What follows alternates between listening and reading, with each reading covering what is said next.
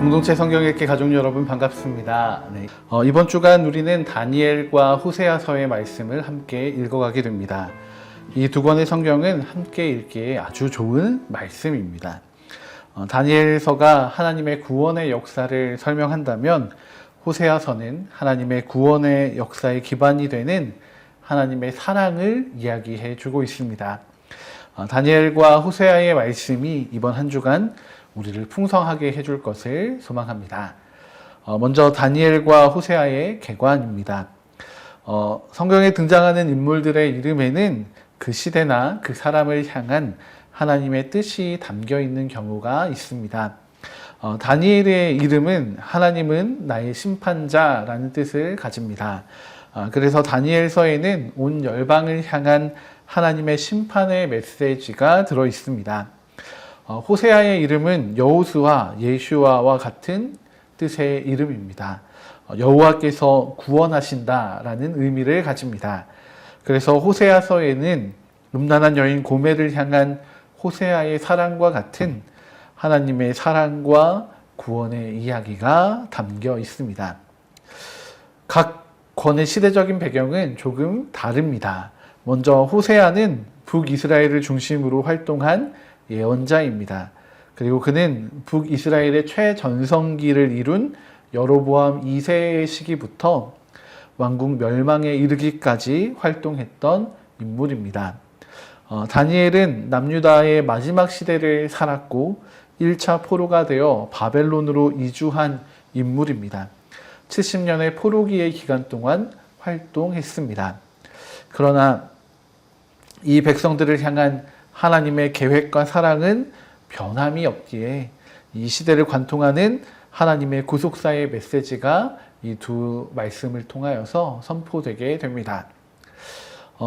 호세아는 음란한 아내를 맞이한 호세아의 가정을 통하여서 부정한 이스라엘을 사랑하시는 하나님의 마음을 보여주고자 합니다. 또한 하나님을 알지도 않고 신실하지도 않으며 또 충성스러운 사랑도 없는 이스라엘 백성들을 향해서 우상숭배와 또 부도덕한 그들의 죄를 고발하며 하나님의 심판에 대해 경고하고자 합니다. 그럼에도 불구하고 변함없는 하나님의 사랑과 회복을 약속하고 있습니다. 다니엘은 포로로 잡혀갔던 이들의 이야기와 또 환상을 통해서 앞으로 임하게 될 하나님의 역사를 드러냅니다. 하나님이 이 포로기라는 암울하고 참담한 상황을 통하여서 세상을 주관하시고 심판하시는 주이시며 역사를 이끄시는 분이심을 드러내고자 하는 것입니다. 그리고 결국에는 이스라엘을 회복시키시고 또 궁극적인 영원한 메시아의 나라가 세워질 것을 선포하고 있습니다. 이 다니엘서는 크게 두 부분으로 나뉘게 됩니다. 1장부터 6장까지는 세상 나라를 다스리시는 하나님의 이야기가 등장합니다. 다니엘서에서 이 하나님의 백성들이 고통받는 모습이 그려지고 있는데 특별히 다니엘과 세 친구들의 고난이 대표적입니다. 이들이 고통받는 이유는 하나님께 뜻을 정한 사람들이기 때문입니다. 이들의 고난과 박해 가운데 하나님께서 함께 하시며 이들을 구원하시는 역사를 나타내십니다. 그리고 그 결론을 이 하나님의 백성들이 아니라 이방인인 바벨론의 느부갓네살 왕이 이같이 사람을 구원할 다른 신이 없음이니라 라고 고백하며 결론을 내고 있습니다. 이것은 고백인 동시에 온 세상을 향한 명령이기도 합니다. 하나님은 하나님의 백성들의 고난 가운데에서 구원을 행하시고 또 온 열방 가운데 구원의 하나님으로 자신을 드러내시는 것입니다. 7장부터 12장까지는 이러한 온 열방의 구원자가 되시며 미래의 역사를 주관하시는 하나님의 이야기가 등장합니다. 여기에서는 요한계시록과 같은 묵시문학적인 특징이 드러나게 됩니다. 환상들이 열거되고 또 그 안에 미래를 향한 하나님의 뜻을 보여줍니다. 특별히 이러한 하나님의 구원의 역사는 뜨인도를 통해서 예표되고 있습니다. 이 나라는 손대지 아니한 돌, 뜨인 돌이 나와서 새와 놋과 진흙과 은과 금으로 이루어진 모든 열방을 깨트리심으로 세워지게 됩니다.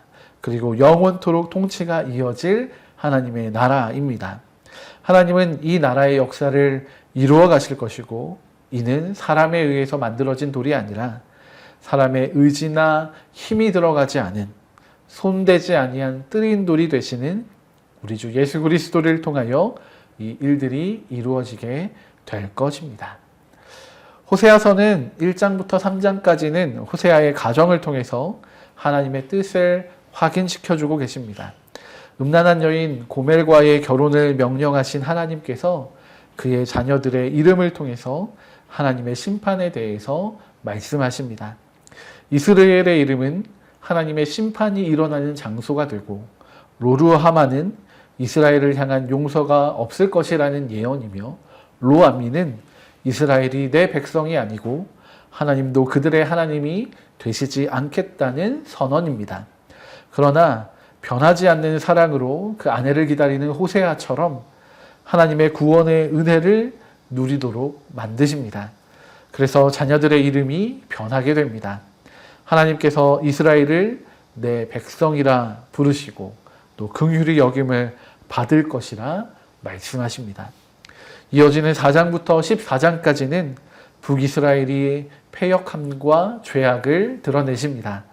하나님께서는 북이스라엘 백성들의 우상 숭배를 경고하고 또 그들의 불성실한 회개를 지적하십니다.